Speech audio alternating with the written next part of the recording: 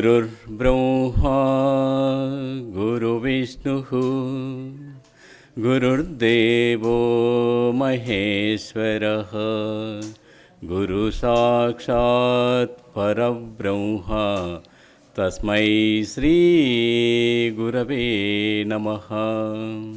अखण्डमण्डलाकारं व्याप्तं येन चराचरं तत्पदं दर्शितं येन तस्मै श्री गुरवे नमः। ॐ पालकोण्डविहाराय पापपङ्कनिवारिणे शिवदेवस्वरूपाय प्रेमानन्दसद्गुरुम्। ॐ शान्ति शान्ति शान्तिः। हरिः ॐ श्रीगुरुभ्यो नमः। हरिः ॐ। తపోనిష్ట గరిష్ఠుడు, సనాతన ధర్మోద్ధారకుడు, మన పాపాలనన్నిటినీ హరించి ముక్తాత్ములు గావించినటువంటి బ్రహ్మచారి మహర్షి సద్గురు శ్రీ శ్రీ ప్రేమానంద స్వాముల వారి దివ్య పాదములకు శతకోటి వందనములు సమర్పిస్తూ ఇక్కడికి విచ్చేసినటువంటి దివ్యాత్మ స్వరూపులందరూ కూడా హృదయపూర్వక నమస్కారం। హరి భజన బినా సుఖ శాంతి నహి, హరి నామ్ బినా ఆనంద నహి, హరి భజన బినా సుఖ శాంతి నహి। ఈరోజు పరమ పవిత్రమైనటువంటి మహాశివరాత్రి కావున ఇదివరకు మన స్వాములు చెప్పినటువంటి బురువుడైతేమి, భక్త కన్నప్ప ఏంటిది, వారందరూ కూడా ముక్తాత్ములైనారు, అవునా కాదా? మరి అవుతామా కాదా? మరి శివరాత్రి మళ్ళీ ఆ గృహుడు ఏ విధంగా అయితే ఆ బిల్వ చెట్టు నుంచి ఆ ఫలాలు వేస్తే ముక్తులు మన బిల్వపత్రం శివరాత్రి రోజు ఆ శివునికి అర్పించి ముక్తాత్ములైనారు। మరి మనందరం ఎన్ని జన్మల పుణ్యఫలమో, ఎన్ని జన్మలు ఒక సద్గురువు కోసం మనం పరితపించామో వాటన్నిటి ఫలమే మనం ఈరోజు ఈ మహాగురువు మనకు దొరకడం, ఇక్కడికి రావడం, ఇదే మనకు ముక్తాత్మలం అంతే। ఎందుకంటే సూర్యభగవాన్ ముందర ఆయన వెళ్తున్న టార్చ్ లైట్తో ఈ జ్ఞానం గురించి చెప్పాలంటే స్వామి సూర్యభగవాను మాదిరి మనకెంతో జ్ఞానాన్ని ఇచ్చారు, అంటే మహాజ్ఞాన గురువులు ఇక్కడ ఎంతో జ్ఞానాన్ని అందించినారు। మళ్ళీ వారి ముందర మరి ఇంకో మన జ్ఞానం చెప్పాలనుకోని అజ్ఞానం అనిపిస్తుంది। అది ఎలా అంటే ఆ సూర్యుని వెలుగు ముందర టార్చ్ లైట్ వేసి చూపించినట్లు ఆ సూర్యుని, ఓకేనా? అయితే మళ్ళీ ఒక్కసారి హరినామ, ఎందుకంటే నవవిధ భక్తి విధానాలు భగవంతుని చేరుకునేకి మనకి ముక్తి మార్గం చూపించేకి నవవిధ భక్తి విధానాలు ఉన్నాయి। అందులో నామ సంకీర్తన ఒకటేనే చాలా ముఖ్యం, అందులో ఎంతోమంది కూడా తరించినారు। మళ్ళీ శివరాత్రి పర్వదినాన మళ్ళీ మనందరం ఒక్కసారిగా కళ్ళు మూసుకొని ప్రశాంతంగా మీ హృదయ మట్లం నుంచి ఒక్కసారిగా ఓం హర హర శంభో శంకర, ఊరికనే ముక్తి వస్తుందా? హర హర మహాదేవ్ శంభో శంకర, ఇంకా గట్టిగా హర హర మహాదేవ్ శంభో శంకర। ఎందుకంటే ఉపవాసం గురించి చెప్పారు స్వాముల వారు అంతా కూడా। ఎవరి శక్తి కొలది, ఎవరి భక్తి కొలది మనం ముక్తి వైపు ప్రయాణం చేయాలి, అవునా కాదా? దీపం ఉన్నంత లోపలే ఇల్లు సరిదిద్దుకోవాలి। మరి ఏది దీపం అంటే భగవన్నామాన్ని తరింపజేయాలన్నా, మనం భగవన్నామ స్మరణ చేయాలన్నా, ఈ పాపాగ్ని నది దాటి ఇక్కడికి రావాలన్నా, ఇక్కడ వచ్చి మీరు కూర్చున్నా శరీరం ఆద్యం కలుధర్మ సాధనం అన్నారు। ఏంటి? మనం ఏది తరించాలన్నా, ముక్తిని పొందాలన్నా ఈ శరీరం అనేది కాపాడుకోవాలి కదా। పాపం అందరూ కూడా ఇలా కూర్చుని పోయినారు, కొద్దిమంది ఒక్కొక్కరు ఒక విధంగా కూర్చుంటున్నారు। ఏమి సహకరించలేదు మీకు? మోకాళ్ళ నొప్పులు వచ్చేసినాయి, మనం మాట్లాడుకుందాం। మోకాళ్ళ నొప్పులు వచ్చేసినాయి, ఎక్కువసేపు కూర్చోలేకపోతున్నాం, తిమ్మర్లు పట్టేస్తున్నాయి, కొద్దిమందికి చూపు కనిపించట్లేదు. అవునా లేదా? అయితే దీపం ఏమవుతుంది? ఇక్కడ దీపం తగ్గిపోతుంది. ఇల్లు సర్దుకున్నామా? మళ్ళీ డౌటే.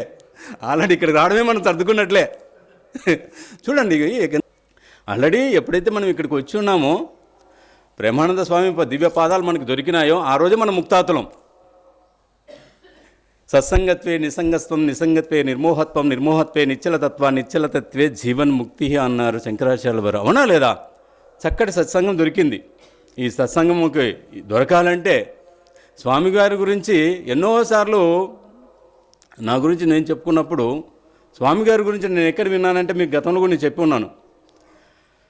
గంగాసాగర్ అని కలకత్తా అవతల ఈస్ట్ 24 డిస్ట్రిక్ట్స్ పరగణాలు అక్కడ జరుగుతుంది. ప్రతి సంక్రాంతికి సముద్రం 5 కిలోమీటర్లు ఎన్నిక వెళ్తుంది. అక్కడ కపిల మహర్షి తపస్సు చేసిన ప్రదేశంలో అక్కడ గంగాసాగర్ అని కొన్ని కోట్ల మంది భక్తులు కలుస్తారు. అక్కడ చెప్పారు స్వామి గురించి. అంతమునుపు నేను ఎన్నోసార్లు వచ్చి ఉన్నాను గండికి, అయినా తెలియలేదు. అట్లా స్వామి గురించి ఖండాలంతరకు తెలిసి ఉన్నాయి. అయితే నేను ఒక్కటి చెప్పుకోవాల్సింది ఏంటంటే, ఇందాక దీపం ఉన్నప్పుడు ఇల్లు సరిదిద్దుకోవాలన్నప్పుడు కనీసం నీ కుటుంబం కోసం 24 గంటల్లో 20 గంటలు ప్రయత్నం చేసినప్పటికీ ఒక 4 గంటల్లో మనం చేయాల్సింది ఒకటండి, శరీరాన్ని చక్కగా కాపాడుకోవాలి. ఎవరు అసలైన యోగి అంటే చక్కగా తినాలి, అన్నీ తినాలి ఆనందంగా. అంటే మరో అనుకోరు, చక్కగా తినాలి అన్నీ తినాలి అంటే కాదు. శుద్ధ సాత్విక శాకాహారం, ఉప్పు కారం పులుపు తీపి చేదు షడ్రుచుల్ని అందరూ తినగలరా? కారణం ఏదంటే మనం చేసే ఇక జీవన విధానంలో స్వామి ఎన్నోసార్లు చెప్తుంటారు మనకి, అష్టాంగ యోగం అవలంబించండి అని. అష్టాంగ యోగంలో యమ నియమ ఆసన ప్రాణాయామ ప్రత్యాహరణ ధారణ ధ్యాన సమాధి. ఈ అష్టాంగ యోగంలో యమ అంటే సత్య అహింస అస్తేయ అపరిగ్రహ బ్రహ్మచర్యం. జీవితం సత్యవంతంగా ఉండాలి. సత్యవంతంగా ఉంటే మన భక్త కన్నప్పకి ఏ విధంగా ముక్తి వస్తుందో ఆ విధంగా ఉంది. సత్యవంతంగా ఎంతవరకు ఉన్నాం? సత్య అహింస. స్వామివారి మొదటి మాట అహింస. కేవలం నాన్ వెజ్ అంటే మాంసాహారం వదిలేసినంత మాత్రాన మనం అహింసావాదులు మనం చెప్పుకోవచ్చునా? త్రికరణ కొంచెం మనస వాచ కర్మేణ, మన మాటల ద్వారా కానీ చూపుల ద్వారా కానీ చేతల ద్వారా కానీ ఎవరు ఎట్టి పరిస్థితులు ఇబ్బంది పడకుండా జీవించడమే అసలైన అహింస. సత్య అహింస అస్తేయ. కీర్తి కోసం, పొగడ్తల కోసం, సన్మానం కోసం ధర్మం మనం ఏ కార్యక్రమాలు చేయకూడదు. అపరిగ్రహ ఇతర వస్తువుల మీద కానీ దేని మీద కానీ నాది కానీ దాని మీద దేని మోహం కలిగి ఉండాలి. ఆ తర్వాత బ్రహ్మచర్యం. స్వామి బ్రహ్మచర్యం అంటే ఏమిటి అనేది ప్రతి మాట నోరు ఓపెన్ అవుతాయని మన స్వామివారు బ్రహ్మచర్యం గురించి, కనకాకాంతముల గురించి ఎన్నో ఉపన్యాసాలు చెప్పి ఉన్నారు. సో ఇవన్నీ కూడా మనం ఆచరిస్తే ఈ శరీరం అనేది నిలబడుతుంది. దీనికి ప్రత్యేకమైన సాధన అవసరం లేదు. ఆ తర్వాత నియమ శౌచ సంతోష తపస్వాధ్యాయ ఈశ్వరీ ప్రణద. శౌచం అంతర్శౌచ బాహ్య శౌచ. స్నానం చేసి విభూది గుంటలు పూడ్చుకుంటే బాహ్య శౌచం అవుతుంది. అంతర్శౌచం మనసులో మాలిన్యం పెట్టుకున్నాం అనుకోండి, అది ఎక్కడవుతుంది? అది కేవలం గురువు యొక్క జ్ఞానం ద్వారా అంతర్శౌచం వస్తుంది. సంతోష ఉన్నా తిన్నా లేకున్నా ఏది ఉన్నా ఎప్పుడు సంతోషంగా ఉండాలి. ఈశ్వరీ ప్రణిధాన. ఈ శరీరాన్ని నడిపించడం ఉన్నవాడు ఎవరు? ఆ భగవంతుడిని ప్రగాఢ సంకల్పం పెట్టుకున్నప్పుడే మనకి ఈ 10 నియమాలు ఎప్పుడైతే వస్తాయో ఆ తర్వాత ఈ శరీరం అనేది కొద్దిగా ఉండే అవకాశం ఉంటుంది. కృష్ణ పరమాత్మ చెప్పినప్పుడు శరీర మాధ్యమం కలధర్మ సాధనము అని చెప్పారు. ఇదివరకు మొదలు చెప్పాను. సో మనం ముక్తిని పొందాలంటే ఈ శరీరాన్ని చక్కగా పోషించుకోవాలి. చక్కటి ఆహారం ఉండాలి, చక్కటి శ్రమ ఉండాలి, చక్కటి విశ్రాంతి అంటే నిద్ర ఉండాలి. 3 చూడండి. చక్కటి ఆహారం మన శక్తి కొలిది. ఇప్పుడు సమాజంలో ఆహారం మీద జరుగుతున్న యొక్క దోపిడీ కానీ ఇంకెక్కడా జరగలేదు. అంత విస్తృతమైంది. స్వామి చెప్తుంటున్నారు ఇప్పుడు ప్రతిది కూడా మందులతో ఆహారమైంది. దాదాపు సంవత్సరానికి ఒక 7 కిలోల మందు మనం పురుగుల మందు తింటున్నామని చెప్తున్నారు. అదేవిధంగా స్వామికి ఎంతోమంది అనారోగ్య సమస్యలు చెప్తుంటే స్వామి ఒకటే చెప్తున్నారు, అది బ్రహ్మంగారు చెప్పి ఉన్నారు, నాయన మందుల ఆహారం తింటున్నారు కాబట్టి మందులు కూడా మీరు కూడా వాడవలసి వస్తుంది అనేసి. అయితే ఎవరైతే ఈ యోగ సాధన చేస్తూ చక్కటి సత్సంగాలు జీవిస్తూ ఆహార నియమాలు పాటిస్తూ స్వామి చెప్తున్నారు, మనల్ని అడిగాడు, కేవలం 5,000 జపం చెప్పారు. ఎందుకంటే ఆ మాట చెప్పాక నాకు కూడా అర్హత లేదు. చేసే ఉద్యోగం అయితేనేమి, సామాజిక వ్యాపకాలు అయితేమి, 500 జపం అయితే చేయలేకపోతున్నాం. గతంలో ఛాలెంజ్గా అడిగినాను చాలామందికి, మరి అది అటు ఇటు అవుతుంది. కానీ ఎందుకంటే వ్యాపకం మనం పెంచే కొద్దీ, కోరికలు పుట్టే కొద్దీ వ్యాపకం పెరుగుతూనే ఉంది. ఏందమ్మా, కోరికలు 1/1 పెరుగుతున్నాయి. దీన్ని పోస్ట్పోన్ చేస్తున్నాం. ఏదాన్ని 500 జపాన్ని 5,000 జపాన్ని ఏం చేస్తున్నాం, పక్క పెడుతున్నాం. ఒక జపం చేసుకుంటే చాలు, స్వామి ఉపదేశం ఇచ్చారు కదా, అదొకటి చేసుకుని ఒక మాల తిప్పేసుకుంటే చాలు అనుకుంటుంటాం. కానీ ఆ చేసేది ఒకటైనా, ఒక మాలైనా, నీ మనసు ఆ శివుని ముందర, ఆ శివుని పాదాల మీద లేదా గురుదేవుని పాదాల ముంద ఎన్ని క్షణాలు ఉందో చూసుకోవాలి. 4 గంటలు జపం చేసినా, 5,000 మాలలు నువ్వు తిప్పినా, నీ మనసు, నీ క్షణం కేవలం 12 సెకండ్లు ఉంటే చాలు, ఉత్తములు అవుతారు. ఎందుకంటే ఒక యోగా సాధకుడిగా 31 సంవత్సరాలు యోగ విద్యను అభ్యసించి పోషించి ఎంతమందికి చెప్తూ ఉంటాం, పెద్ద సాధనే కాదు. సో ఇదంతా నిలబడాలంటే సమకాయ శిరోగ్రీవం అన్నాడు. ఏంటి? కృష్ణ పరమాత్మ. ఈ శరీరం చూడండి, అందరూ ఎలా పడిపోయామో. ఒకసారి నిలబడండి, ఇలా చూడండి, కష్టమైపోతుంది. ఎప్పుడైతే ఈ సెట్ చక్రాస్ ఇలా నిటారుగా ఉన్నాయో అప్పుడే నీకు కుండలిని శక్తి జాగృతమయ్యేకి, సహస్రానికి వెళ్ళేకి, ఇదంతా కూడా యోగా విద్యలో దొరుకుతుంది. స్వామి చాలాసార్లు చెప్పి ఉన్నారు. అందుకు మరి శివరాత్రికి లేదా మళ్ళీ గురు పౌర్ణమికి మనం హోంవర్క్ ఒకటి పెట్టుకున్నాం. ఏంటి? ఒక హోంవర్క్. స్వామి ఎన్నోసార్లు చెప్పినారు. మనం ఒక స్వామి చెప్పినది గుర్తు చేయడం తప్ప కొత్తగా ప్రత్యేకంగా చెప్పేది ఏం లేదు. ఈ శరీరాన్ని చక్కగా నిలబెట్టేసుకొని, నీకు శక్తి ఎంత ఉంటే 5 నిమిషాలు 3 నిమిషాలతో మొదలు పెట్టండి. సాధన చేయంగా 1 గంట సేపు ఇలా కూర్చునే శక్తి తెచ్చుకుంటే చాలు. 1 గంట సేపు ఇలా చేసుకునే 8 సంవత్సరాలు సాధన పట్టింది. ఎన్ని సంవత్సరాలు? అమ్మవారికి అయితే 4 సంవత్సరాల్లోనే వస్తుంది, అయ్యవారికి మాత్రం 8 సంవత్సరాలు అవుతుంది. ఎందుకంటే శరీరం యొక్క జన్యుల ప్రభావం అనమాట. సో ఎప్పుడైతే ఇలా కూర్చుండో, స్వామి ఎన్నోసార్లు చెప్పినారు. స్వామి చెప్పండి అంటే ఏం లేదయ్యా, నాకెంత ఎంతటి ఆనందం అంటే, నేను కన్యాకుమారి నుంచి హిమాలయాల వరకు, హిమాలయాల పాదయాత్ర అటు ఇటు మొత్తం తిరిగి ఉన్నా. దాదాపుగా 90% భారతదేశ యాత్ర చేసి ఉన్నాను. ఇది గతంలో కూడా నేను చెప్పుకున్నాను. ఎందుకంటే నాకు తండ్రి, నేను 4 సంవత్సరాల వయసులో తండ్రిని కోల్పోయాను. కానీ ఆ తండ్రి ఉన్నా కూడా నన్ను ఈ విధంగా ఈరోజు ఇంత సక్రమంగా నన్ను పెంచలేడేమో. ఒకసారి చూడండి, స్వామి చెప్పంది లేదు, చూసుకుంది లేదు. మీరు స్వామి యొక్క సందేహాలను ధర్మ నివృత్తి అయినప్పుడు ఎంత కాపాడుకుంటే, కనురెప్పైన మాయలో ఒకసారి కనురెప్పైన నిలుక్కోవచ్చు.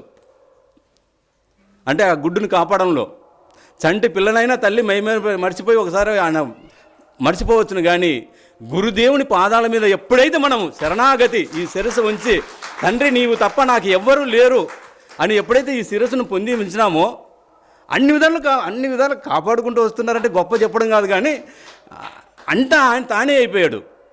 ఎంతటి ఒక సోదరుని మొదలే సహా చెప్తాడు, ఒక తండ్రి వల్ల అదే నీకు గొప్పగా ఇలా ఉండాలి, ప్రతి సమస్యకి పరిష్కారం చెప్తుంటారు.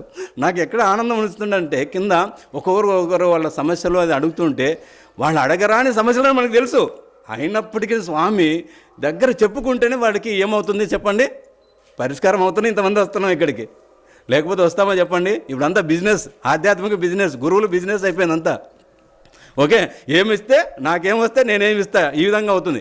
కానీ ఇక్కడ కేవలం మనం 2 స్వామికి కోరుతున్నది ఒకటే, 1 కనక కాంతాలకు అతీతంగా ఉండండి నాయన, మాంసారం వదలండి అని చెప్పారు. అవి వదిలేసినామో లేదో సంబంధం లేదు. నేను సత్యవంతంగా చెప్తున్నాను. మొదట 8 సంవత్సరాల క్రితం ఉపదేశం తీసుకున్నప్పుడు అప్పుడు మనలో ఉన్న దుర్గుణాలు, ఎందుకంటే మంచిగా చెప్పుకుంటాం అనుకోవద్దు, మనలో ఉన్న దుర్గుణాలు గుర్తుపెట్టుకోండి. అందరూ కూడా ఆత్మ విచారణ చేయండి. ఎప్పుడైతే స్వామి దగ్గరికి వెళ్ళి ఉపదేశం జరిగిందో ఆ దుర్గుణాలు పోయినాయి లేదా మీరే చూసుకోండి. నేను ఛాలెంజ్గా చెప్తున్నాను, గంటాపదంతో చెప్తున్నాను. ప్రతి ఒక్కరికి ఒక అవలక్షణం ఉంటుంది, ఎవరు కూడా అంత పరిపూర్ణులు కారు. ఓకేనా? ఉంటుంది, ఏదో ఒకటి ఉంటుంది, ఒక చెడు అనేది ఉంటుంది, ఏదో ఉంటుంది. 6 వర్గాలు, కామ క్రోధ లోభ మోహ మద మాత్సర్యాలు ఏదో ఒకటి ఉంటుంది, కన్ఫామ్. అన్ని జయిస్తే ఇంకెవరు ఇక్కడ రాలేం, అవసరం లేదు. అవి జయించలేకనే మనం ఇంకా ఈ సత్సంగత్వం నిసంగత్వం, ఇందాక శంకరాచార్యులు చెప్పినట్టు చెప్తున్నాను కదా, ఈ సత్సంగంలో ఉండబడడం జరుగుతుంది. సో ఇవన్నీ కూడా స్వామి దగ్గర ఎప్పుడైతే శిరస్సు వంచి మనం శరణాగతిగా, అది ఇంకోటి అంటే సంపూర్ణ శరణాగతి ఉండాలి. ఎలాంటి శరణాగతి అంటే 7 రోజుల పసిపిల్లవాడు, ఎన్ని రోజులమ్మా? 7 రోజుల పసిపిల్లవాడు ఎవరి మీద ఆధారపడి ఉంటాడు? అవునా లేదా? అమ్మ లేకపోతే నాకు ఇంకోటి నేను చూసుకుంటాను, నేను చేసుకుంటాను అన్నది. మన భక్తి జ్ఞానం అంతా ఎలా ఉంటుందంటే, నమ్మకం ఎలా ఉంటుందంటే, నమ్ముతామా? స్వామి ఇస్తాడా, చేస్తాడా, ఒకటే. చేస్తాడంటావా, అవుతాదంటావా, నాకెందుకు ఈ చెడు జరిగిపోయింది, మళ్ళీ అపనమ్మకంనికి. తాత్కాలికంగా అమ్మ జబ్బు చేసినాడు, అమ్మ ఏం చేస్తుంది, చేదుని మందుగా ఇచ్చి బిడ్డ యొక్క ఆరోగ్యాన్ని కాపాడుకుంటుంది. అలా ఈ ఆధ్యాత్మిక మార్గంలో గురువు యొక్క పాదాలు పట్టుకొని మనం ప్రయాణం చేసేటప్పుడు అక్కడక్కడ కొన్ని మనకి పరీక్షలు జరుగుతూ ఉంటాయి. అదే వేపతో ఇచ్చిన చేతితో మందు లాంటిది. ఆ కొన్ని రోజులు మనం భరించినాం అనుకోండి, ఆ తర్వాత ఏమొస్తుంది? సంపూర్ణ ఆరోగ్యం వస్తుంది. అదేవిధంగా ఒక చెట్టు ఒకచాట నాటితేనే అది మహావృక్షం అవ్వచ్చు.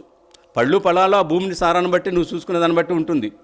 అలా ఇక్కడ నాటితే పంట సరిగ్గా రాదంటే దాన్ని తీసుకొని ఇంకో చోట నాటడం, అది తీసుకొని అక్కడ కాదంటే ఇంకో చోట.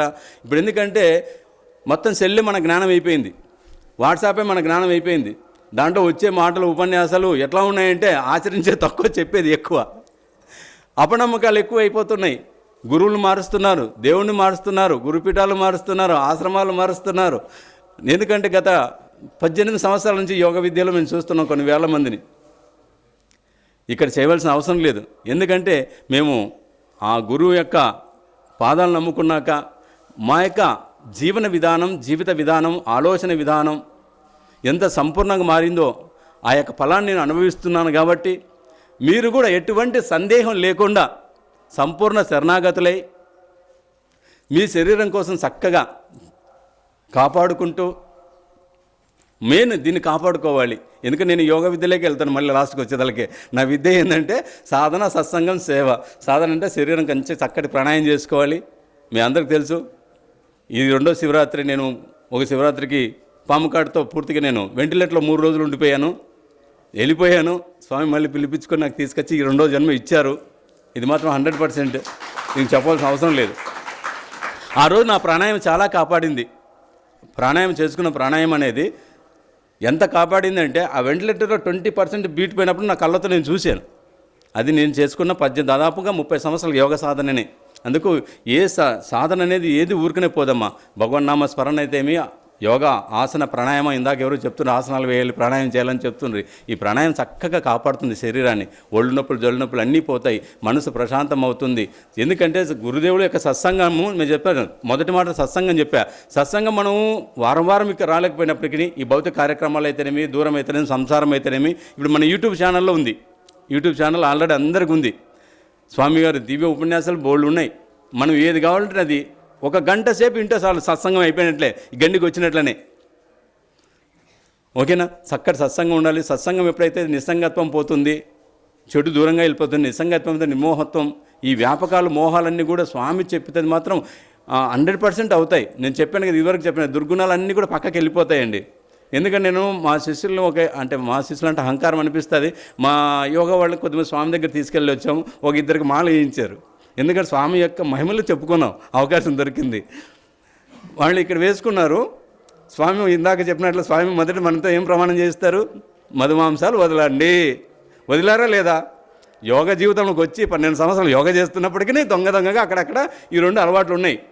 స్వామి అయితే మాట తీసుకున్నారు. ఆ రోజు మాల వేసినారు. మళ్ళీ తర్వాత ఏముందిలో మాల వేసినారు, ఏం కాదులే అనుకున్నారు. తర్వాత ఆ ఇంటికి వెళ్ళిపోయినాక, అనంతపురంకి వెళ్ళిపోయాక వాళ్ళు మాంసం తినాలన్నా కూడా భయంకరంగా దాన్ని అంతే అసహ్యం అయిపోయి వామిటింగ్, తింటే ఏదైనా అవుతుంది, తినకముందు వామిటింగ్ వచ్చేదంత స్థితి అయిపోయిందంట. మళ్ళీ తర్వాత వాళ్ళ భార్య వాళ్ళు ఫోన్ చేశారు, గురూజీ ఎంత పని చేసావు, మా ఆయన తీసుకెళ్ళిపోయి నువ్వు అక్కడ మంచి మాల ఇచ్చావు. ఎందుకంటే ఆమె పూర్తిగా మారిపోయింది, యోగా గురువు చెప్తానే మారిపోయింది. కొంతమంది దొంగగా ఉంటారన్నమాట, కప్పుకునేది కాసేయం చేసేది ఇట్లా అన్నట్లా. మళ్ళీ 8 సంవత్సరం మన శిష్యులే అంతా వదులుకున్నారనుకున్నాను, కానీ అక్కడక్కడ తినేవాళ్ళంట. ఆమెమో భార్య పూర్తిగా మారిపోయింది, మాంసారం వదిలేసింది. ఈయన అప్పుడప్పుడు తినేవాడంట. ఎప్పుడైతే మీరు అక్కడ స్వామి గండికి తీసుకెళ్ళి స్వామితో మాల వేయించారో అయిపోయిందండి, పూర్తిగా బంద్ చేసినామని. మళ్ళీ తర్వాత ఫోన్ చేస్తున్నాడు. దాదాపు ఆయన కోటీశ్వరుడు, దాదాపు 200-300 కోట్లు ఉంటాయన్నమాట అతనికి.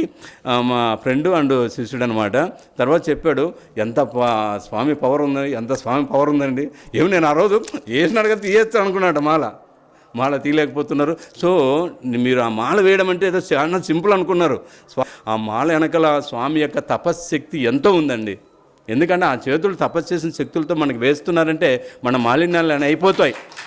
మనం 100% ముక్తాత్మలు అవుతాం. ఈ చక్కటి శివరాత్రి మహాపర్వదినాన చక్కటి అవకాశం కల్పించినటువంటి మన గురుదేవుల దివ్య పాదములు మరోసారి హృదయపూర్వక నమస్కారం చెప్తూ ఓం అసతో మా సద్గమయ తమసో మా జ్యోతిర్గమయ మృత్యోర్మా అమృతంగమయ ఓం శాంతి శాంతి శాంతి హరి ఓం శ్రీ గురుభ్యో నమః హరి ఓం.